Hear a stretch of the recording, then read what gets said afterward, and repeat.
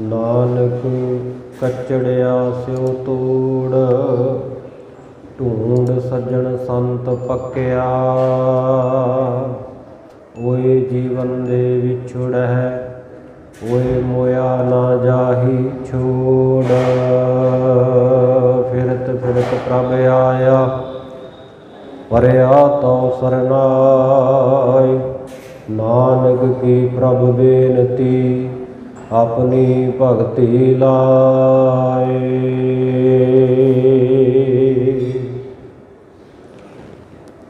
परम सत्कारयोग सतगुरां दी साजी नवाजी गुरु प्यारी गुरु सवारी साध संगत जी। पतित पावन भगत वत्सल किरपा दे खजाने, जुगो जुग अटल सतगुरु साहिब श्री गुरु ग्रंथ साहिब महाराज जी दे पावन पवित्र चरनां विच जुड़ बैठण दा सुभागा समा प्राप्त हो रहा है। सतगुरु जी दे पवित्र स्थान गुरुद्वारा शहीद बाबा निहाल सिंह जी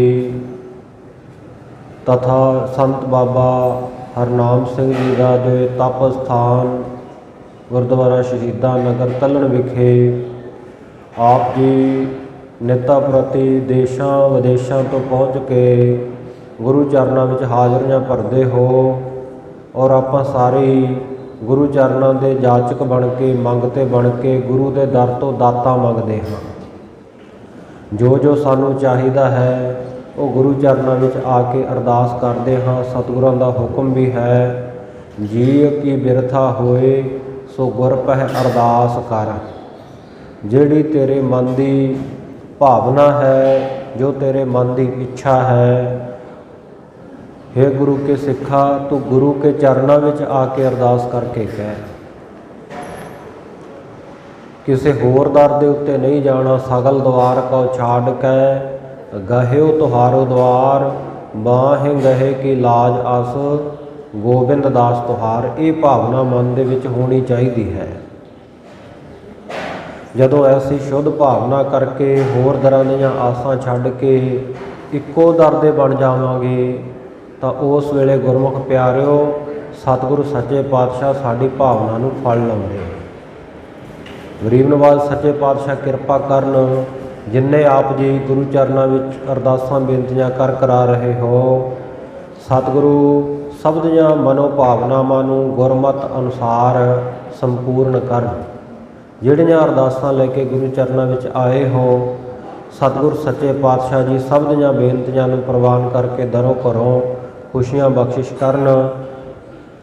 आओ बड़े प्यार दे नाल कुछ समय दे लई गुरमत विचारां गुर इतिहास की सांझ गुरु चरणों के नाल जुड़न वास्ते पाईए, क्योंकि संसार विच आउण दा साडा प्रयोजन है।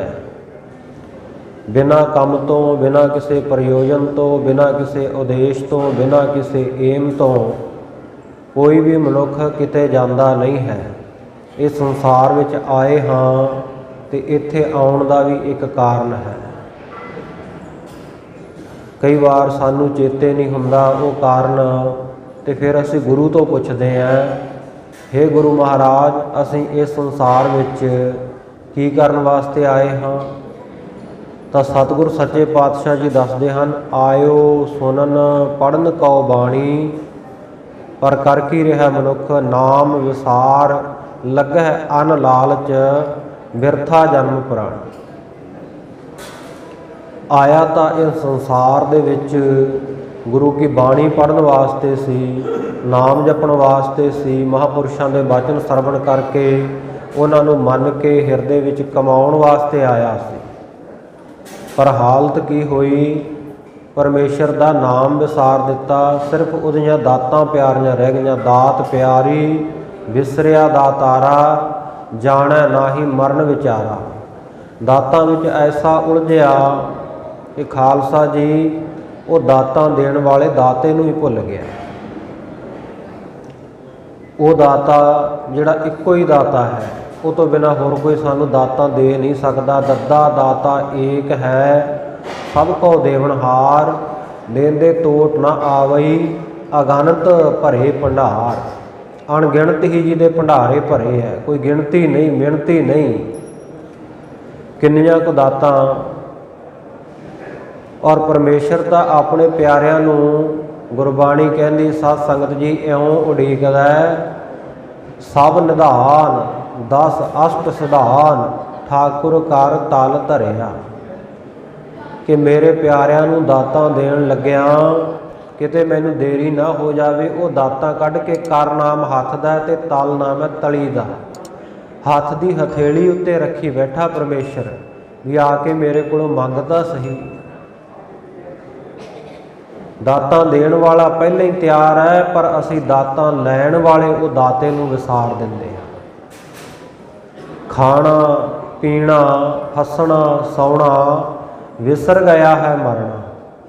ਖਸਮ ਵਿਸਾਰ ਖੁਆਰੀ ਕੀਨੀ, ਤ੍ਰਿਗ ਜੀਵਨ ਨਹੀਂ ਰਹਿਣਾ। ਉਹ ਖਸਮ ਨੂੰ ਦਾਤੇ ਨੂੰ ਵਿਸਾਰ ਦਿੱਤਾ। ਤੇ ਸਤਿਗੁਰ ਸੱਚੇ ਪਾਤਸ਼ਾਹ ਕਹਿੰਦੇ ਸੰਸਾਰ ਵਿੱਚ ਜੇ ਤੇਰਾ ਜਿਹੜਾ ਜੀਵਨ ਹੈ ਨਾ, ਇਹਨੂੰ ਤਰਕਾਰ ਹੈ, ਇਹ ਲਾਹਨਤਾਂ ਦੇ ਯੋਗ ਹੈ। ਤੂੰ ਆਪਣੇ ਆਪ ਨੂੰ ਸਮਝੀ ਜਾਵੇਂ ਮੈਂ ਚੰਗਾ ਮਨੁੱਖ ਹੈ, ਮੈਨੂੰ ਵਧੀਆ ਜੀਵਨ ਮਿਲਿਆ ਹੋਇਆ, ਚੰਗਾ ਧਨ ਪੈਸਾ ਅੰਬਾਰ ਲੱਗੇ ਹੋਏ, ਘਰ ਵਾਲੇ ਬੱਚੇ, ਗੱਡੀਆਂ ਕੋਠੀਆਂ ਕਾਰਾਂ, ਜ਼ਮੀਨ ਜਾਇਦਾਦ, ਦੇਸ਼ ਵਿਦੇਸ਼ ਦੀਆਂ ਸੈਰਾਂ। ਪਰ ਸਤਿਗੁਰ ਸੱਚੇ ਪਾਤਸ਼ਾਹ ਕਹਿੰਦੇ ਜੇ ਉਸ ਕਾਰਜ ਨੂੰ ਸਮਝਿਆ ਨਾ, ਜਿਸ ਕਾਰਜ ਵਾਸਤੇ ਤੈਨੂੰ ਆ ਮਾਤ ਲੋਕ ਦੇ ਉੱਤੇ ਧਰਤੀ ਉੱਤੇ ਭੇਜਿਆ, ਮਨੁੱਖਾ ਜਨਮ ਦੇ ਕੇ ਸਾਰੀਆਂ ਜੂਨਾਂ ਦਾ ਤੈਨੂੰ ਸਰਦਾਰ ਬਣਾਇਆ। ਇਸ ਧਰਤੀ ਮੈਂ ਤੇਰੀ ਸਿਕਦਾਰੀ, ਆਵਰ ਜੋਨ ਤੇਰੀ ਪਨਿਹਾਰੀ। ਸਰਦਾਰੀ ਤੇਰੀ ਆ ਧਰਤੀ ਦੇ ਉੱਤੇ ਕਾਇਮ ਕਰ ਦਿੱਤੀ ਹੈ, ਬਾਕੀ ਸਾਰੀਆਂ ਜੂਨਾਂ ਤੇਰੀਆਂ ਪਾਣੀ ਹਾਰ ਹੈ। ਕਿਉਂਕਿ ਇੱਕੋ ਇੱਕ ਮਨੁੱਖਾ ਜੂਨ ਖਾਲਸਾ ਜੀ ਐਸੀ ਹੈ ਜਿਸ ਵਿੱਚ ਇਹ ਮਨੁੱਖ ਆਪਣੇ ਚੰਗੇ ਮਾੜੇ ਦਾ ਗਿਆਨ ਰੱਖਦਾ ਹੈ। ਨਹੀਂ ਤਾਂ ਬਾਕੀ ਲੱਛਣ ਮਨੁੱਖਾਂ ਦੇ ਅਤੇ ਪਸ਼ੂਆਂ ਦੇ ਬਰਾਬਰ ਹੀ ਹਨ।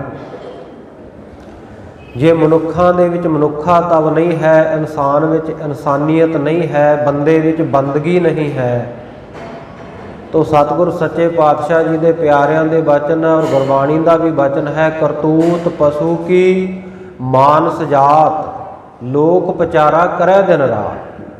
ਫਿਰ ਤੇਰੇ ਕੰਮ ਪਸ਼ੂਆਂ ਵਾਲੇ ਆ, ਦੇਖਣ ਨੂੰ ਤੂੰ ਸਰੀਰ ਪੱਖੋਂ ਮਨੁੱਖ ਹੈ। ਕਰਤੂਤ ਪਸ਼ੂ ਕੀ ਮਾਨਸ ਜਾਤ, ਨਿੰਦਰਾ ਭੋਜਨ ਭੋਗ ਭੈ, ਇਹ ਪਸ ਪੁਰਖ ਸਮਾਨ, ਨਰਨ ਗਿਆਨ ਨਿਜ ਅਧਿਕਤਾ, ਗਿਆਨ ਬਿਨਾ ਪਸ ਜਾਨ। ਸੌਂਦੇ ਮਨੁੱਖ ਵੀ ਹੈ ਤੇ ਪਸ਼ੂ ਵੀ ਹੈ। ਪਦਾਰਥਾਂ ਦਾ ਭੋਗ ਮਨੁੱਖ ਦੇ ਹਿੱਸੇ ਵੀ ਆਇਆ ਤੇ ਪਸ਼ੂ ਵੀ ਖਾਂਦੇ ਪੀਂਦੇ ਭੋਗਦੇ ਹੈ। ਸੋ ਇਹ ਜਿਹੜੇ ਸਮਾਨ ਕਹੀਏ ਬਰਾਬਰ ਲੱਛਣ ਹੈ, ਨੀਂਦ ਭੋਜਨ ਭੋਗਣਾ। ਔਰ ਡਰਦਾ ਮਨੁੱਖ ਵੀ ਹੈ, ਪਸ਼ੂ ਵੀ ਡਰਦੇ ਹੈ। ਇਹ ਤਾਂ ਬਰਾਬਰ ਦੇ ਲੱਛਣ ਹੋਏ, ਫਿਰ ਮਨੁੱਖ ਦਾ ਤੇ ਪਸ਼ੂਆਂ ਦਾ ਫਰਕ ਕੀ ਹੋਇਆ? ਸਤਿਗੁਰੂ ਜੀ ਕਹਿੰਦੇ ਆਵਣ ਆਏ ਸ੍ਰਿਸ਼ਟ ਮਹਿ, ਬਿਨ ਬੁੱਝੇ ਪਸ ਢੋਰ। ਕਹਿੰਦੇ ਆਉਣ ਨੂੰ ਤਾਂ ਤੂੰ ਇਹ ਸੰਸਾਰ ਵਿੱਚ ਆਇਆ। ਇੱਕ ਤਾਂ ਹੁੰਦਾ ਨਾ ਵੀ ਜਿਸ ਕਾਰਜ ਵਾਸਤੇ ਮਨੁੱਖ ਆਇਆ ਉਹ ਕਾਰਜ ਸਫਲਾ ਕਰ ਲਿਆ ਤੇ ਆਇਆ ਸਫਲ ਹੋ ਜਾਂਦਾ। ਆਇਆ ਸਫਲ ਤਾਹੂ ਕੋ ਗਣੀਐ, ਜਾਸ ਰਸਨ ਹਰ ਹਰ ਜਸ ਭਣੀਐ। ਸੋ ਇੱਕ ਹੁੰਦਾ ਵੀ ਕਹਿਣ ਮਾਤਰ ਆਇਆ, ਵੀ ਆਇਆ ਜਿਹਾ ਆਇਆ ਤਿਹਾ ਨਾ ਆਇਆ। ਸਤਿਗੁਰੂ ਜੀ ਕਹਿੰਦੇ ਆਵਣ ਆਏ ਸ੍ਰਿਸ਼ਟ ਮਹਿ, ਬਿਨ ਬੁੱਝੇ ਪਸ ਢੋਰ। ਕਹਿੰਦੇ ਆਉਣ ਨੂੰ ਤਾਂ ਇਹ ਸ੍ਰਿਸ਼ਟੀ ਦੇ ਵਿੱਚ ਆਇਆ, ਪਰ ਬਿਨਾਂ ਬੁੱਝੇ ਤੋਂ ਬਿਨਾਂ ਜਾਣੇ ਤੋਂ ਉਹ ਰੱਬ ਦੇ ਨਾਮ ਦੀ ਗੱਲ ਜਾਣੇ ਤੋਂ ਬਿਨਾਂ, ਮਨੁੱਖਾ ਜਨਮ ਦੇ ਵਿੱਚ ਆਉਣ ਦੇ ਮਨੋਰਥ ਨੂੰ ਪਛਾਣੇ ਤੋਂ ਬਿਨਾਂ ਕਹਿੰਦੇ ਤੂੰ ਪਸ਼ੂਆਂ ਵਰਗਾ ਹੈ, ਢੋਰਾਂ ਵਰਗਾ ਹੈ, ਡੰਗਰਾਂ ਵਰਗਾ ਹੈ।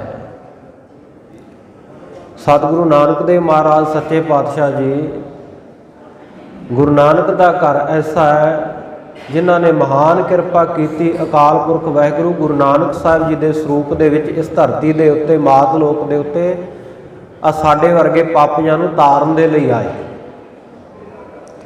10 ਜਾਮਿਆਂ ਵਿੱਚ ਜੋਤ ਵਰਤਾਈ, ਇਲਾਹੀ ਬਾਣੀ ਬਖਸ਼ਿਸ਼ ਕੀਤੀ, ਰਹਿੰਦੀ ਦੁਨੀਆ ਤੱਕ ਗੁਰੂ ਕੇ ਸਿੱਖ ਆ ਗੁਰੂ ਕੀ ਬਾਣੀ ਤੋਂ ਉਪਦੇਸ਼ ਲੈਂਦੇ ਰਹਿਣਗੇ। ਇਹ ਗੁਰਬਾਣੀ ਦੇ ਰਸਤੇ ਤੇ ਚੱਲ ਕੇ ਆਪਣਾ ਵੀ ਭਲਾ ਕਰਨਗੇ ਤੇ ਮਨੁੱਖਤਾ ਨੂੰ ਵੀ ਇਸ ਪਾਸੇ ਲਾਉਣਗੇ। ਔਰ ਐਸੇ ਰੱਬ ਦੇ ਪਿਆਰੇ ਸਤਿਗੁਰ ਸੱਚੇ ਪਾਤਸ਼ਾਹ ਜੀ ਨੇ ਪੈਦਾ ਕੀਤੇ, ਜਿਹੜੇ ਗਰੰਟੀ ਲੈਂਦੇ ਆ ਕਿ ਭਾਈ ਤੂੰ ਸਾਡੇ ਬਚਨਾਂ ਦੇ ਉੱਤੇ, ਆ ਗੁਰੂ ਕੀ ਬਾਣੀ ਦੇ ਬਚਨਾਂ ਦੇ ਉੱਤੇ ਭਰੋਸਾ ਕਰਕੇ ਇਸ ਮਾਰਗ ਦੇ ਉੱਤੇ ਚੱਲ ਕੇ ਤਾਂ ਵੇਖ, ਲੋਕ ਤਾਂ ਕੀ ਪਰਲੋਕ ਦੇ ਵਿੱਚ ਵੀ ਤੇਰੀ ਬਾਹ ਫੜਾਂਗੇ। ਦੁਨੀਆ ਦੇ ਲੋਕ ਖਾਲਸਾ ਜੀ ਜਿਉਂਦੇ ਜੀ ਛੱਡ ਜਾਂਦੇ ਆ। ਆਪਾਂ ਵੇਖਦੇ ਹੀ ਆ ਸਾਰੀ ਦੁਨੀਆ ਵਿੱਚ ਗ੍ਰਸਤੀ ਹੈ, ਵਿਵਹਾਰਕ ਲਾਈਨ ਦੇ ਵਿੱਚ ਇਹ ਚੀਜ਼ ਸਾਡੇ ਅੱਗੇ ਵਾਰ-ਵਾਰ ਆਉਂਦੀ ਹੈ ਜੀਵਨ ਦੇ ਵਿੱਚ,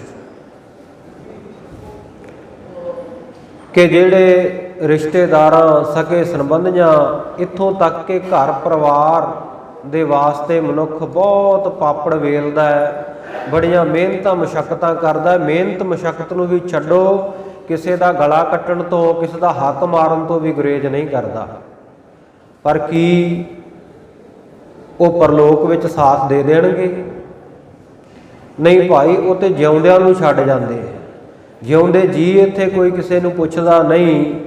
ਅੱਜ ਸੰਸਾਰ ਵਿੱਚ ਹਾਲਤ ਵੇਖਦੇ ਹੀ ਆ ਆਪਾਂ, ਆ ਥਾਂ ਥਾਂ ਦੇ ਉੱਤੇ ਖੋਲ੍ਹੇ ਹੋਏ ਬਿਰਧ ਆਸ਼ਰਮ ਇਸ ਗੱਲ ਦੀ ਗਵਾਹੀ ਭਰਦੇ। ਉਹ ਠੀਕ ਹੈ ਵੀ ਜਿਹੜੇ ਬਿਰਧ ਆਸ਼ਰਮ ਜਿਨ੍ਹਾਂ ਨੇ ਖੋਲ੍ਹੇ, ਉਹਨਾਂ ਦੀ ਸੇਵਾ ਭਾਵਨਾ, ਉਹ ਸੇਵਾ ਭਾਵਨਾ ਸਮਝ ਕੇ ਕਰਦੇ ਆ। ਪਰ ਖਾਲਸਾ ਜੀ ਇਹਨਾਂ ਨੂੰ ਖੋਲ੍ਹਣ ਦੀ ਲੋੜ ਕਿਉਂ ਪਈ? ਕਿਉਂਕਿ ਆਪਣਿਆਂ ਨੇ ਜਿਉਂਦੇ ਜੀ ਛੱਡ ਦਿੱਤਾ। ਚੰਗੇ ਪੜ੍ਹਾ ਲਿਖਾ ਦਿੱਤੇ, ਨੌਕਰੀਆਂ ਤੇ ਲਵਾ ਦਿੱਤੇ, ਕਿਸੇ ਨੇ ਦੇਸ਼ਾਂ ਵਿਦੇਸ਼ਾਂ ਵਿੱਚ ਧੀਆਂ ਪੁੱਤ ਸੈੱਟ ਕਰਵਾ ਦਿੱਤੇ, ਪਰ ਮਾਂ ਬਾਪ ਨੂੰ ਜਿਉਂਦਿਆਂ ਨੂੰ ਛੱਡ ਦਿੱਤਾ। ਜਿਉਂਦੇ ਜੀ ਕੋਈ ਪੁੱਛ ਪ੍ਰਤੀਤ ਨਹੀਂ, ਕੋਈ ਸੇਵਾ ਨਹੀਂ, ਮਰਿਆਂ ਪਿੱਛੋਂ ਸਰਾਧ ਕਰਵਾਉਣੇ। ਖਾਲਸਾ ਜੀ ਇਸ ਪਿਰਤ ਨੂੰ ਸਤਿਗੁਰੂ ਜੀ ਨੇ ਪ੍ਰਵਾਨ ਨਹੀਂ ਕੀਤਾ। ਤੇ ਸਿਰਫ ਸਰਾਧਾਂ ਦੀ ਗੱਲ ਨਹੀਂ, ਇਹ ਨਹੀਂ ਵੀ ਇੱਕ ਸਿਰਫ ਹਿੰਦੂਆਂ ਨੂੰ, ਬ੍ਰਾਹਮਣਾਂ ਨੂੰ ਉਪਦੇਸ਼ ਦਿੱਤਾ, ਜੇ ਮਰਿਆਂ ਤੋਂ ਬਾਅਦ ਅਸੀਂ ਲੰਗਰ ਵੀ ਲਾਉਨੇ ਆ, ਅਖੰਡ ਪਾਠਾਂ ਦੀਆਂ ਲੜੀਆਂ ਚਾਹੇ ਕਰਵਾ ਦਈਏ, ਫਿਰ ਉਹ ਕਿਸ ਅਰਥੇ ਹੋਣਗੀਆਂ ਭਾਈ? ਜੇ ਜਿਉਂਦੇ ਜੀ ਮਾਤਾ ਪਿਤਾ ਦੀ ਸੇਵਾ ਨਹੀਂ ਕੀਤੀ, ਜਿਉਂਦੇ ਜੀ ਛੱਡ ਦਿੱਤਾ, ਫਿਰ ਉਹ ਸਾਡੇ ਕਿਸ ਕਾਰਜ ਹੈ? ਸੋ ਸਤਿਗੁਰੂ ਜੀ ਕਹਿੰਦੇ ਐਸੇ ਰੱਬ ਦੇ ਪਿਆਰਿਆਂ ਦੀ ਸੰਗਤ ਕਰ, ਨਾਨਕ ਕਚੜਿਆ ਸਿਓ ਤੋੜ, ਢੂੰਡ ਸੱਜਣ ਸੰਤ ਪੱਕਿਆ, ਓਏ ਜੀਵਨ ਦੇ ਵਿਛੜਹਿ, ਓਏ ਮੋਇਆ ਨਾ ਜਾਹੀ ਛੋੜ। ਕੱਚਿਆਂ ਨੂੰ ਛੱਡ ਦੇ, ਪੱਕਿਆਂ ਦੇ ਲੜ ਲੱਗ ਜਾ, ਜਿਹੜੇ ਦਰਗਾਹ ਦੇ ਵਿੱਚ ਵੀ ਤੇਰਾ ਸਾਥ ਨਿਭਾਉਣ। ਲੋਕ ਜਿਉਂਦੇ ਜੀ ਛੱਡ ਜਾਂਦੇ ਆ, ਜਿਹੜੇ ਤੇਰੇ ਮਰਨ ਤੋਂ ਬਾਅਦ ਵੀ ਤੇਰੀ ਪਰਲੋਕ ਦੇ ਵਿੱਚ ਵੀ ਸਹਾਇਤਾ ਕਰਨ, ਬਾਂਹ ਫੜਨ। ਤੇ ਐਸਾ ਕੌਣ ਹੈ? ਐਸੀ ਭਾਈ ਸਿਰਫ ਗੁਰੂ ਕੀ ਬਾਣੀ ਹੈ। ਜਿਉਂਦੇ ਜੀ ਵੀ ਸਾਨੂੰ ਵਿਵਹਾਰਕ ਲਾਈਨ ਦੇ ਵਿੱਚ ਵੀ ਸਤਿਗੁਰੂ ਸੱਚੇ ਪਾਤਸ਼ਾਹ ਨੇ ਹਰ ਇੱਕ ਕਾਰਜ ਕਿੱਥੇ ਕਰਨਾ ਹੈ, ਕਿਵੇਂ ਕਰਨਾ ਹੈ, ਕਿਸ ਨਾਲ ਕਿਵੇਂ ਵਰਤਣਾ ਹੈ, ਜੀਵਨ ਸੇਧਾਂ ਦਿੱਤੀਆਂ। ਤੇ ਪਰਮਾਰਥ ਦੀ ਗੱਲ ਕਰੀਏ ਤੇ ਪਰਮਾਰਥ ਤਾਂ ਗੁਰੂ ਕੀ ਬਾਣੀ ਵਿੱਚ ਹੈ ਹੀ ਗਹਿ ਗੱਡਵਾ। ਇਸ ਤੋਂ ਵੱਡਾ ਕੋਈ ਪੁਰਸ਼ਾਰਥ ਦੇਣ ਵਾਲੀ ਵਸਤੂ ਸੰਸਾਰ ਵਿੱਚ ਕੋਈ ਗੁਰੂ ਹੋ ਸਕਦਾ? ਕੋਈ ਸਾਡਾ ਸੰਬੰਧੀ ਹੋ ਸਕਦਾ ਜਿਹੜਾ ਸਾਨੂੰ ਐਸਾ ਸੱਚ ਦਾ ਮਾਰਗ ਦਿਖਾ ਦੇਵੇ? ਧੰਨ ਗੁਰੂ ਨਾਨਕ ਦੇਵ ਮਹਾਰਾਜ ਸੱਚੇ ਪਾਤਸ਼ਾਹ ਜੀ ਦੇ ਸਮੇਂ ਇੱਕ ਸਿੱਖ ਹੋਇਆ ਭਾਈ ਪਿਰਾਣਾ। ਇੱਕ ਭਾਈ ਪਿਰਾਣਾ ਜੀ ਹੋਏ ਹੈ ਪੰਜਵੇਂ ਪਾਤਸ਼ਾਹ ਸਤਿਗੁਰੂ ਸ਼ਹੀਦਾਂ ਦੇ ਸਰਤਾਜ ਗੁਰੂ ਅਰਜਨ ਦੇਵ ਮਹਾਰਾਜ ਸੱਚੇ ਪਾਤਸ਼ਾਹ ਜੀ ਦੇ ਸਿੱਖ, ਜਿਨ੍ਹਾਂ ਨੇ ਛੇਵੇਂ ਪਾਤਸ਼ਾਹ ਜੀ ਦੇ ਵਕਤ ਵੀ ਮੈਦਾਨੇ ਜੰਗ ਦੇ ਵਿੱਚ ਬੜੀ ਵੀਰਤਾ ਦਿਖਾਈ ਹੈ, ਬੜੀ ਬਹਾਦਰੀ ਦਿਖਾਈ ਹੈ। ਸੋ ਉਹਨਾਂ ਦੀ ਗੱਲ ਨਹੀਂ ਹੋ ਰਹੀ, ਇਹ ਗੁਰੂ ਨਾਨਕ ਦੇਵ ਜੀ ਵੇਲੇ ਹੋਏ ਆ ਭਾਈ ਪਿਰਾਣਾ। ਕਈ ਵਾਰ ਇਤਿਹਾਸਕ ਪਾਤਰਾਂ ਦੇ ਨਾਮ ਆਪਸ ਵਿੱਚ ਮਿਲ ਜਾਂਦੇ ਹੈ, ਸੋ ਜਿਸ ਕਰਕੇ ਸਾਡੇ ਮਨਾਂ ਵਿੱਚ ਵੀ ਦੁਬਿਧਾ ਪੈਦਾ ਹੋ ਜਾਂਦੀ ਹੈ ਵੀ ਅਸੀਂ ਤਾਂ ਆਹ ਪੜ੍ਹਿਆ ਤੇ ਇਹ ਸਟੇਜ ਤੋਂ ਆਹ ਸੁਣਾਇਆ ਜਾ ਰਿਹਾ ਹੈ, ਜਾਂ ਅਸੀਂ ਫਲਾਣੇ ਪ੍ਰਚਾਰਕ ਤੋਂ ਆਹ ਸੁਣਿਆ ਸੀ ਤੇ ਇਹ ਆਹ ਸੁਣਾ ਰਹੇ ਹੈ। सो इस करके दुविधा ना पवे, बिल्कुल ये स्पष्ट कर देना चाहुंदा हाँ कि ये भाई प्राणा जी गुरु नानक देव जी वेले होए। जिमें होर इतिहासक पात्र भी कई है, बेबे नानकी, भैन नानकी दे नाम दियां भी, बीबी नानकी नाम दियां 3 इस्त्रियां सिख इतिहास विच होईयां, 2 गुर इतिहास विच और एक सिखां दे इतिहास विच। एक तो गुरु नानक देव महाराज सच्चे पातशाह जी दे सत्कारयोग वड्डे भैन जी, जिन्होंने भैन नानकी जां सत्कार वजों बेबे नानकी कहा जाता है। दूसरे होए हन माता नानकी जी, छेवें सतगुरु गुरु हरगोबिंद साहिब जी के महल उन्होंने सुपत्नी। और इस तरह महाराजा रणजीत सिंह शेरे पंजाब के परिवार दे विच भी एक बीबी हुई है, जिन्हों का नाम बीबी नानकी सी। सो कई बार इतिहासक पात्रां दे नाम मेल खाते हैं, पर उन्हां दी घालना कमाई वो वक्खो वक्खरी हुंदी है।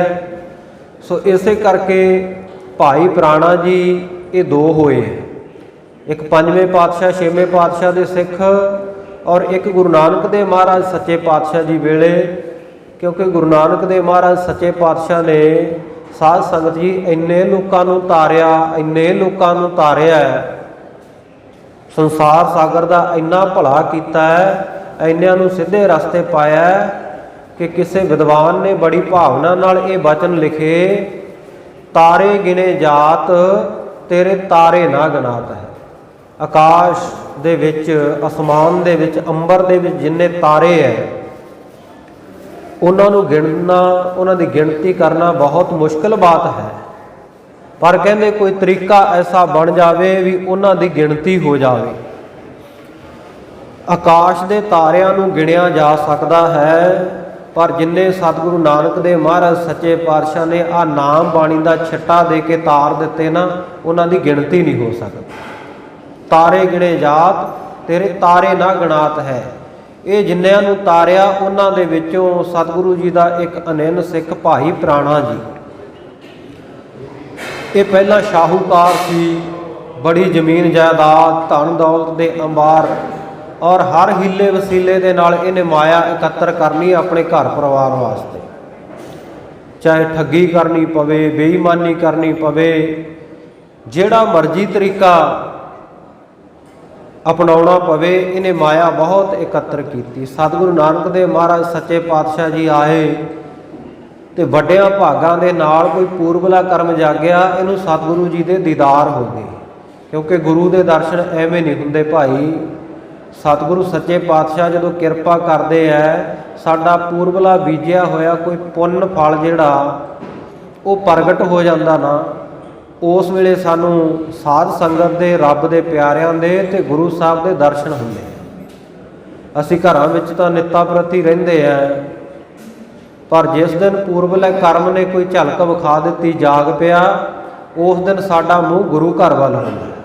आ जिन्ने तुसीं आए हो, बैठे हो, गुरु चरनां विच हाज़री भर रहे हो, मतां सोचिओ कि असीं अपनी मर्जी नाल आ गए। नहीं, ये तो गुरु ने किरपा कीती है, साडा कोई पिछला बीजिया होया हरा होया है, तो वो पुण्य कर्म का फल सानू प्राप्त हो रहा है। ये साध संगत जी बचना के उत्ते सतगुरु की बाणी मोहर लाउंदी है। पूर्व कर्म अंकुर जब प्रगटे, भेटिओ पुरख रसक बैरागी, मिटिओ अंधेर मिलत हर नानक, जन्म जन्म की सोई जागी। जन्मां जन्मांतरां की सुत्ती हुई किस्मत जदों जागदी है, उस वेले पूर्ण पुरखां दे, महापुरखां दे, गुरु साहिबान दे दर्शन दीदार हुंदे है। ये भाई प्राणा जी दे भाग जागे। गुरु महाराज गए, शुभ उपदेश दिता, सतनाम वाहिगुरू दा मंत्र बख्शिया, ते सतगुरु कहंदे भाई प्राणा, ये माया जिहड़ी है ना, ये पापां तो बिना इकट्ठी नहीं हुंदी, ते इकट्ठी हुई है जिहड़ी ये नाल नहीं जांदी। की परलोक विच नाल ले जावेगा? परलोक विच जिहड़ी वस्तु ने सहाई होना है, उस वस्तु नूं एकत्र कर। पापां वाजों होवे नाही, मोया साथ ना जा। पापां तो बिना एकत्र नहीं हुंदी, ਤੇ ਮੋਹਿਆਂ ਦਾ ਸਾਥ ਵੀ ਨਹੀਂ ਨਿਭਾਉਂਦੀ, ਤੇ ਫਿਰ ਕਿਉਂ ਪਾਪ ਕਰਮ ਕਰੀਏ। ਮਹਾਰਾਜ ਦੇ ਚਰਨੀ ਪੈ ਗਿਆ, ਸ਼ੁਭ ਉਪਦੇਸ਼ ਲਿਆ, ਐਸਾ ਜੀਵਨ ਬਣ ਗਿਆ। ਕਹਿੰਦਾ ਮਹਾਰਾਜ ਕੀ ਕੀਤਾ ਜਾਵੇ। ਸਤਿਗੁਰੂ ਕਹਿੰਦੇ ਜਿਹੜੀ ਮਾਇਆ ਆ ਬੇਈਮਾਨੀ ਦੇ ਤਰੀਕੇ ਨਾਲ ਇਕੱਤਰ ਕੀਤੀ ਆ ਨਾ, ਇਹ ਸਾਰੀ ਗਰੀਬਾਂ ਲੋੜਵੰਦਾਂ ਵਿੱਚ ਵੰਡ ਦੇ। ਇਹਨੇ ਇਵੇਂ ਹੀ ਕੀਤਾ, ਸਾਰੀ ਮਾਇਆ ਜਿਹੜੀ ਸੀ ਗਰੀਬਾਂ ਲੋੜਵੰਦਾਂ ਦੀ ਸਹਾਇਤਾ, ਮਨੁੱਖਤਾ ਦੀ ਸੇਵਾ ਵਿੱਚ ਲਾ ਦਿੱਤੀ। ਸਫਲ ਹੋ ਗਈ ਮਾਇਆ। ਹੁਣ ਸਤਿਗੁਰੂ ਜੀ ਦੇ ਉਪਦੇਸ਼ ਅਨੁਸਾਰ ਕਿਰਤ ਵਿਰਤ ਕਰ ਧਰਮ ਦੀ ਹੱਥੋਂ ਦੇ ਕੇ ਭਲਾ ਮਨਾਏ, ਜਿਹੜਾ ਇੱਕ ਗ੍ਰਸਤੀ ਦਾ ਫਰਜ਼ ਬਣਦਾ ਵਿਵਹਾਰਕ ਲਾਈਨ ਦੇ ਵਿੱਚ। ਸੋ ਉਹ ਫਰਜ਼ ਨਿਭਾਉਣਾ ਸ਼ੁਰੂ ਕਰ ਦਿੱਤਾ। ਜਦੋਂ ਮਾਇਆ ਵੰਡਤੀ, ਘਰ ਪਰਿਵਾਰ ਵਾਲੇ ਨਾਰਾਜ਼ ਹੋ ਗਏ। ਹੁਣ ਉਹਨਾਂ ਨੂੰ ਤਾਂ ਮਾਇਆ ਚਾਹੀਦੀ ਹੈ, ਜਿਵੇਂ ਮਰਜ਼ੀ ਲੈ ਕੇ ਆਵੇ, ਜਿਹੜੀ ਇਕੱਠੀ ਹੋਈ ਹੈ ਉਹਨੂੰ ਘਰੋਂ ਕੌਣ ਜਾਣ ਦਿੰਦਾ ਭਾਈ। ਉਹ ਨਾਰਾਜ਼ ਹੋ ਗਏ, ਵੱਖਰਾ ਰਹਿਣ ਲੱਗ ਪਿਆ ਘਰ ਪਰਿਵਾਰ ਤੋਂ। ਅੱਠੇ ਪਹਿਰ ਪਰਮੇਸ਼ਰ ਦੇ ਨਾਮ ਵਿੱਚ ਰੰਗਿਆ ਰਹਿੰਦਾ ਹੈ, ਗੁਰੂ ਕੀ ਬਾਣੀ ਦਾ ਪ੍ਰਚਾਰ ਕਰਦਾ ਹੈ, ਗੁਰੂ ਨਾਨਕ ਦੇ ਦਰ ਘਰ ਨਾਲ ਸੰਗਤਾਂ ਨੂੰ ਜੋੜਦਾ। ਨੇਮ ਬਣਾ ਲਿਆ ਵੀ ਜਦੋਂ ਧਰਮ ਦੀ ਕਿਰਤ ਕਰਨੀ ਹੈ ਨਾ, ਉਸ ਵੇਲੇ ਵੀ ਪਰਮੇਸ਼ਰ ਨੂੰ ਵਿਸਾਰਨਾ ਨਹੀਂ। ਜਿਵੇਂ ਸਤਿਗੁਰੂ ਜੀ ਨੇ ਸਿਧਾਂਤ ਦਿੱਤਾ ਹੈ, ਨਾਮਾ ਕਹਿ ਤਲੋਚਨਾ ਮੁਖ ਤੇ ਰਾਮ ਸੰਭਾਲ, ਹਾਥ ਪਾਓ ਕਰ ਕਾਮ ਸਭ ਚੀਤ ਨਿਰੰਜਨ ਨਾਲ। ਹੱਥੀ ਪੈਰੀ ਕੰਮ ਕਰਨਾ ਤੇ ਮਨ ਵਾਹਿਗੁਰੂ ਦੇ ਚਰਨਾਂ ਵਿੱਚ ਲਾ ਕੇ ਰੱਖਣਾ। ਨੇਮ ਬਣਾ ਲਿਆ ਵੀ ਜਦੋਂ ਕਿਰਤ ਕਰਨੀ ਹੈ, ਜਾਂ ਤਾਂ ਪਰਮੇਸ਼ਰ ਦੀ ਬੰਦਗੀ, ਉਹਦੀ ਮਹਿਮਾ ਉਸਤਤ ਦੀਆਂ ਗੱਲਾਂ ਕੋਈ ਮੇਰੇ ਤੋਂ ਸੁਣ ਲਵੇ, ਜਾਂ ਮੈਨੂੰ ਕੋਈ ਸੁਣਾਈ ਜਾਵੇ। ਇਹ ਨੇਮ ਬਣਾ ਲਿਆ। ਆਪਣੀ ਮਜ਼ਦੂਰੀ ਮਿਹਨਤ ਕਰਦਾ, ਰੱਬ ਦਾ ਨਾਮ ਜਪਦਾ ਤੇ ਜਪਾਉਂਦਾ। ਇੱਕ ਦਿਨ ਭਾਈ ਪ੍ਰਾਣਾ ਦੇ ਨਗਰ ਦੇ ਵਿੱਚ ਇੱਕ ਕਰਮਚਾਰੀ ਦੀ ਡਿਊਟੀ ਲੱਗੀ, ਤੇ ਉਹ ਮਾਮਲਾ ਅਗਰਾਉਣ ਵਾਸਤੇ ਆ ਗਿਆ। ਹਾਲਾ ਜਿਹੜਾ ਪਹਿਲਾਂ ਜ਼ਮੀਨਾਂ ਦਾ ਭਰਦੇ ਹੁੰਦੇ ਸੀ, ਜਿਵੇਂ ਅੱਜ ਕੱਲ੍ਹ ਆਪਾਂ ਟੈਕਸ ਕਟਾਉਂਦੇ ਆ, ਅੱਜ ਕੱਲ੍ਹ ਤਾਂ ਬਹੁਤ ਤਰ੍ਹਾਂ ਦੇ ਨਾ GST ਹੈ ਜੀ, ਆ CST ਹੈ, ਪਤਾ ਹੀ ਨਹੀਂ ਕਿੰਨੇ ਕੁ ਪ੍ਰਕਾਰ ਦੇ ਟੈਕਸ ਆਪਾਂ ਕਟਾ ਰਹੇ ਹਾਂ। ਟੈਕਸ ਭਰ ਕੇ ਲੰਮਸਮ ਗੱਡੀ ਵੀ ਖਰੀਦ ਲੈਂਦੇ ਆ, ਉਸ ਤੋਂ ਬਾਅਦ ਰੋਡ ਤੇ ਚੱਲਦੇ ਆ 4 ਮੀਲ ਨਹੀਂ ਚੱਲੇ ਹੁੰਦੇ ਉੱਥੇ ਟੋਲ ਟੈਕਸ ਆ ਜਾਂਦਾ। ਆ ਹੁਣ ਤਾਂ ਖੈਰ ਸਾਲ ਕੁ ਭਰ ਹੋਇਆ, ਕਿਸਾਨ ਮੋਰਚਾ ਜਿਉਂ ਲੱਗਿਆ, ਤੇ ਸਾਰੇ ਇਹ ਤੁਹਾਡੇ ਜ਼ੋਰ ਕਰਕੇ, ਤੁਹਾਡੇ ਬਲ ਕਰਕੇ ਬੰਦ ਹੋਏ। ਸੋ ਭਾਈ ਇਹ ਮਾਮਲਾ ਅਗਰਾਉਣ ਵਾਲਾ, ਟੈਕਸ ਅਗਰਾਉਣ ਵਾਲਾ ਇਹ ਨਗਰ ਦੇ ਵਿੱਚ ਆਇਆ। ਜਦੋਂ ਉਹਨੂੰ ਸ਼ਾਮ ਪਈ, ਰਾਤ ਪਈ, ਤੇ ਉਹਦੇ ਘਰੋਂ ਸੁਨੇਹਾ ਆ ਗਿਆ ਵੀ ਕੋਈ ਬੜਾ ਜ਼ਰੂਰੀ ਕੰਮ ਹੋ ਗਿਆ, ਘਰ ਪਹੁੰਚਣਾ ਪੈਣਾ ਹਰ ਹਾਲਤ ਵਿੱਚ। ਹੁਣ ਇਹ ਸੋਚਦਾ 14 ਮੀਲ ਮੇਰਾ ਨਗਰ ਹੈ, ਇੱਥੋਂ ਪਿੰਡ ਦੇ ਚੌਧਰੀ ਕੋਲ, ਸਰਪੰਚ ਕੋਲ ਗਿਆ। ਕਹਿਣ ਲੱਗਾ ਜੀ ਕੋਈ ਮਜ਼ਦੂਰ ਦਿਓ ਤੁਹਾਡੇ ਪਿੰਡ ਦਾ, ਜਿਹੜਾ ਮੇਰਾ ਸਮਾਨ ਚੱਕ ਕੇ ਤੇ ਮੇਰੇ ਨਾਲ ਦਰਿਆਓਂ ਪਾਰ ਮੇਰੇ ਪਿੰਡ ਪਹੁੰਚਾ ਦੇਵੇ, ਬੜਾ ਜ਼ਰੂਰੀ ਹੈ ਘਰ ਜਾਣਾ। ਬੜੇ ਮਜ਼ਦੂਰ ਲੱਭੇ, ਰਾਤ ਨੂੰ ਜਾਣ ਵਾਸਤੇ ਕੌਣ ਤਿਆਰ ਹੋਵੇ। ਆਖਰਕਾਰ ਭਾਈ ਪ੍ਰਾਣਾ ਦੀ ਦੱਸ ਭਾਈ ਕਹਿੰਦੇ ਉਹਨਾਂ ਨੂੰ ਪੁੱਛ ਲੈਂਦੇ ਆ। ਭਾਈ ਪ੍ਰਾਣਾ ਜੀ ਦੇ ਕੋਲ ਪਹੁੰਚੇ, ਕਹਿੰਦੇ ਭਾਈ ਆਹ ਮਜਬੂਰੀ ਹੈ ਤੇ ਸਾਡਾ ਸਮਾਨ ਚੱਕੋ, ਮਜ਼ਦੂਰੀ ਵੀ ਡਬਲ ਦੇਵਾਂਗੇ। ਭਾਈ ਪ੍ਰਾਣਾ ਗੁਰੂ ਕਾ ਭਾਵਨਾ ਵਾਲਾ ਸਿੱਖ ਕਹਿੰਦਾ ਭਾਈ ਮੈਨੂੰ ਰਾਤ ਨੂੰ ਕੰਮ ਕਰਨ ਵਾਸਤੇ ਮੇਰੀ ਕੋਈ ਮਜਬੂਰੀ ਨਹੀਂ, ਮੈਂ ਰਾਤ ਦੀ ਦਿਹਾੜੀ ਕਰਾਂ, ਮਜ਼ਦੂਰੀ ਕਰਾਂ, ਪਰ ਤੁਸੀਂ ਲੋੜਵੰਦ ਹੋ। ਇਹ ਗੁਰੂ ਕੇ ਸਿੱਖ ਦਾ ਫਰਜ਼ ਹੈ ਵੀ ਲੋੜਵੰਦ ਦੀ ਮਦਦ ਕਰਨੀ, ਸਹਾਇਤਾ ਕਰਨੀ। ਇਸ ਕਰਕੇ ਮੈਨੂੰ ਮਾਇਆ ਦਾ ਲਾਲਚ ਨਹੀਂ, ਡਬਲ ਮਿਲੇਗੀ। ਮੈਂ ਤੁਹਾਡੇ ਨਾਲ ਚੱਲਦਾ। ਸਮਾਨ ਚੁੱਕਿਆ, ਉਹ ਕਰਮਚਾਰੀ ਦਾ ਦਰਿਆ ਪਾਰ ਕਰਕੇ ਉਹਦੇ ਪਿੰਡ ਪਹੁੰਚਾ ਦਿੱਤਾ। ਹੁਣ ਜਦੋਂ ਸਮਾਨ ਚੱਕ ਕੇ ਘਰ ਤੋਂ ਚੱਲਿਆ, ਭਾਈ ਪ੍ਰਾਣਾ ਜੀ ਕਹਿੰਦੇ ਭਾਈ ਮੈਂ ਨਾਲ ਚਲਿਆ ਜ਼ਰੂਰ ਜਾਵਾਂਗਾ, ਪਰ ਮੇਰੀ ਇੱਕ ਸ਼ਰਤ ਹੈ। ਕਹਿੰਦਾ ਜੀ ਕੀ ਸ਼ਰਤ? ਕਹਿੰਦਾ ਸ਼ਰਤ ਇਹ ਹੈ ਵੀ ਜਦੋਂ ਵੀ ਮੈਂ ਕੋਈ ਕੰਮ ਕਰਦਾ ਹੈ, ਮੇਰਾ ਨੇਮ ਹੈ ਵੀ ਜਾਂ ਤਾਂ ਮੈਨੂੰ ਕੋਈ ਰੱਬ ਦੀ ਗੱਲ ਸੁਣਾਵੇ ਤੇ ਜਾਂ ਮੇਰੇ ਤੋਂ ਸੁਣੇ। ਤੇ ਉਹ ਕਰਮਚਾਰੀ ਨੇ ਕਿਹਾ ਚੱਲ ਭਾਈ ਤੂੰ ਸਮਾਨ ਚੱਕ ਕੇ ਨਾਲ ਚੱਲ, ਮੈਂ ਤਾਂ ਕਦੇ ਕੋਈ ਰੱਬ ਦੇ ਨਾਂ ਦੀ ਗੱਲ ਨਾ ਕਦੇ ਕੀਤੀ ਹੈ ਨਾ ਸੁਣੀ ਹੈ, ਮੈਂ ਤੈਨੂੰ ਕਿਵੇਂ ਸੁਣਾ ਸਕਦਾ। ਮਜਬੂਰੀ ਸੀ। ਕਹਿੰਦਾ ਚਲੋ ਠੀਕ ਹੈ, ਮੈਂ ਸੁਣਦਾ ਜ਼ਰੂਰ ਜਾਊਂਗਾ, ਨਾਲੇ ਚਲੋ ਰਸਤਾ ਸੌਖਾ ਨਿਕਲ ਜਾਊਗਾ, ਗੱਲਾਂ ਬਾਤਾਂ ਦੇ ਵਿੱਚ ਰੱਬ ਦੇ ਨਾਮ ਦੀ, ਕੋਈ ਗੁਰੂ ਦੇ ਘਰ ਦੀ ਗੱਲ ਸੁਣਾਂਗੇ। ਭਾਈ ਪ੍ਰਾਣਾ ਜੀ ਨੇ ਸਮਾਨ ਚੁੱਕਿਆ, ਸਾਰਾ ਰਸਤਾ ਮਾਰਗ ਚਲਤ ਹਰੇ ਹਰ ਗਾਈਐ, ਗੁਰੂ ਨਾਨਕ ਦੇ ਘਰ ਦੀ ਉਸਤਤੀ ਕਰਦਿਆਂ ਲੰਘ ਗਿਆ।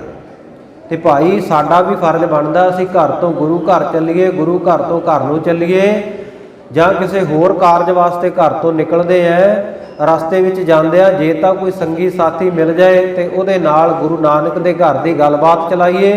ਗੁਰੂ ਘਰ ਦੀ ਮਹਿਮਾ ਕਰਨਾ ਸਤਿਗੁਰ ਵੱਡਾ ਕਰ ਸਾ ਲਾਹੀ ਹੈ, ਜਿਸ ਵਿੱਚ ਵੱਡੀਆਂ ਵਡਿਆਈਆਂ, ਇਹ ਗੁਰੂ ਨਾਨਕ ਦੇ ਸਿੱਖਾਂ ਦਾ ਫਰਜ਼ ਹੈ ਆਪਣੇ ਗੁਰੂ ਨੂੰ ਵੱਡਾ ਕਰਕੇ ਸਲਾਹਣਾ।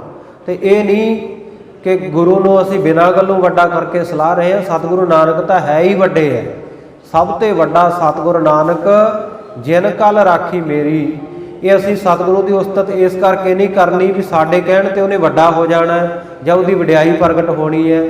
ਨਹੀਂ, ਉਹ ਗੁਰੂ ਨਾਨਕ ਦੇ ਮਹਾਰਾਜ ਸੱਚੇ ਪਾਤਸ਼ਾਹ ਦੇ ਦਰ ਘਰ ਦੀ ਵਡਿਆਈ ਤਾਂ ਪਹਿਲਾਂ ਤੋਂ ਹੀ ਸੰਸਾਰ ਵਿੱਚ ਪ੍ਰਗਟ ਹੈ। ਪ੍ਰਗਟ ਭਈ ਸਗਲੇ ਯੁਗ ਅੰਤਰ ਗੁਰੂ ਨਾਨਕ ਕੀ ਵਡਿਆਈ।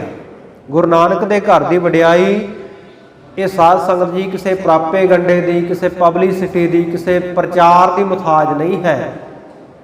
ਵਡਿਆਈ ਕਰਨੀ ਕਿਉਂ ਹੈ? ਕਿਉਂਕਿ ਵਡਿਆਈ ਵੱਡਾ ਪਾਇਆ। ਜੇ ਵਡਿਆਈ ਕਰਾਂਗੇ ਤੇ ਉਹ ਵੱਡੇ ਦੀ ਪ੍ਰਾਪਤੀ ਹੋ ਜਾਏਗੀ ਸਾਨੂੰ, ਉਹ ਵੱਡੇ ਦੇ ਨਾਲ ਸਾਡਾ ਮਿਲਾਪ ਹੋ ਜਾਏਗਾ ਗੁਰੂ ਨਾਨਕ ਦੇ ਨਾਲ। ਇਸ ਕਰਕੇ ਵਡਿਆਈ ਕਰਨੀ। ਤੇ ਨਹੀਂ ਤਾਂ ਜੇ ਸਾਰਾ ਸੰਸਾਰ ਮਿਲ ਕੇ ਉਹ ਪਰਮੇਸ਼ਰ ਦੀ ਵਡਿਆਈ ਕਰੇ ਤੇ ਇਹ ਨਹੀਂ ਕਿ ਉਹ ਪਹਿਲਾਂ ਛੋਟਾ ਤੇ ਸਾਡੀ ਵਡਿਆਈ ਕਰਨ ਨਾਲ ਵੱਡਾ ਹੋ ਜਾਣਾ।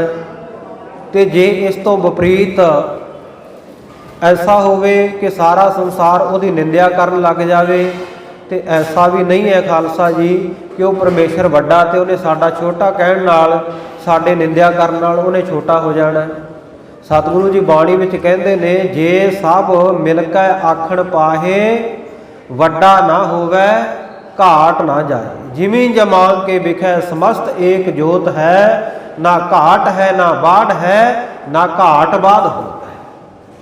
ਉਹ ਤਾਂ ਜਿਹੜਾ ਹੈ ਉਹ ਪਰਮੇਸ਼ਰ ਨੇ ਓਡਾ ਹੀ ਰਹਿਣਾ। ਵਡਿਆਈ ਕਿਉਂ ਕਰਨੀ ਹੈ? ਉਹਦੀ ਵਡਿਆਈ ਕਰਨ ਦੇ ਨਾਲ ਅਸੀਂ ਆਪ ਵੱਡੇ ਹੋ ਜਾਵਾਂਗੇ। ਬੋਲੋ ਸਤਨਾਮ ਸ੍ਰੀ ਵਾਹਿਗੁਰੂ। ਵਡਿਆਈ ਵੱਡਾ ਪਾਇਆ, ਉਹ ਵੱਡੇ ਸਾਹਿਬ ਦੇ ਨਾਲ ਸਾਡਾ ਮਿਲਾਪ ਹੋਵੇਗਾ ਜੇ ਉਹਦੀ ਵਡਿਆਈ ਕਰਾਂਗੇ।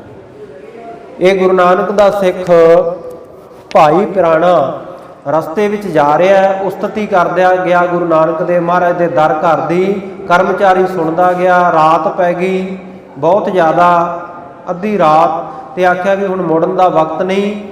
ਭਾਈ ਪਿਰਾਣਾ ਜੀ ਮੇਰੇ ਘਰ ਹੀ ਆਰਾਮ ਕਰ ਲਓ। ਘਰ ਆਰਾਮ ਕੀਤਾ। ਸਵੇਰੇ ਅੰਮ੍ਰਿਤ ਵੇਲੇ ਉੱਠਿਆ, ਇਸ਼ਨਾਨ ਕੀਤਾ, ਬੰਦਗੀ ਵਿੱਚ ਜੁੜਿਆ। ਵਾਪਸ ਆਉਣ ਲੱਗਿਆ, ਪ੍ਰਸ਼ਾਦਾ ਪਾਣੀ ਛਕਾਇਆ, ਜੋ ਮਜ਼ਦੂਰੀ ਬਣਦੀ ਸੀ ਉਹ ਦਿੱਤੀ। ਵਾਪਸ ਆ ਗਏ ਭਾਈ ਪਿਰਾਣਾ ਜੀ। ਥੋੜੀ ਦੂਰ ਨਗਰ ਤੋਂ ਬਾਹਰ ਨਿਕਲੇ, ਇੱਕਦਮ ਮਨ ਵਿੱਚ ਖਿਆਲ ਆਇਆ ਵੀ ਆ ਜਿਹੜਾ ਕਰਮਚਾਰੀ ਹੈ ਬੜੇ ਚੰਗੇ ਸੁਭਾਅ ਵਾਲਾ, ਮੇਰੀ ਬੜੀ ਸੇਵਾ ਕੀਤੀ ਨੇ ਔਰ ਗੁਰੂ ਘਰ ਦੀ ਗੱਲ ਵੀ ਸੁਣੀ ਹੈ, ਇਹਦਾ ਭਲਾ ਕਰ ਦਈਏ। ਨਾਨਕ ਕਚੜਿਆ ਸਿਓ ਤੋੜ, ਢੂੰਡ ਸੱਜਣ ਸੰਤ ਪੱਕਿਆ। ਜਿਹੜੇ ਪੱਕੇ ਸੰਤ ਹੈ ਗੁਰੂ ਘਰ ਦੇ, ਜਿਨ੍ਹਾਂ ਸਾਸ ਗਰਾਸ ਨਾ ਵਿਸਰੈ, ਹਰ ਨਾਮਾ ਮਨ ਮੰਤ, ਧਨ ਸੇ ਸਈ ਨਾਨਕਾ ਪੂਰਨ ਸੋਈ ਸਨ। ਇਹ ਪੂਰਨ ਸੰਤ ਗੁਰੂ ਦੇ ਘਰ ਦਾ, ਸਤਿਗੁਰੂ ਨਾਨਕ ਦੇਵ ਮਹਾਰਾਜ ਦੇ ਘਰ ਦਾ ਰਤਨ ਭਾਈ ਪਿਰਾਣਾ ਵਾਪਸ ਮੁੜ ਆਇਆ। ਆ ਕੇ ਪੁੱਛਦਾ ਹੈ ਕਰਮਚਾਰੀ ਨੂੰ, ਕਹਿੰਦਾ ਭਾਈ ਤੇਰੀ ਉਮਰ ਕਿੰਨੀ ਹੈ? ਉਹ ਬੜਾ ਹੈਰਾਨ ਹੋਇਆ, ਕਹਿੰਦਾ ਵੀ ਹੁਣੇ ਤਾਂ ਗਿਆ ਸੀ, ਵਾਪਸ ਵੀ ਮੁੜ ਆਇਆ। ਦੂਜਾ ਹੈਰਾਨੀਜਨਕ ਸਵਾਲ ਹੈ ਵੀ ਮੇਰੀ ਉਮਰ ਕਾਹਦੇ ਵਾਸਤੇ ਪੁੱਛਦਾ?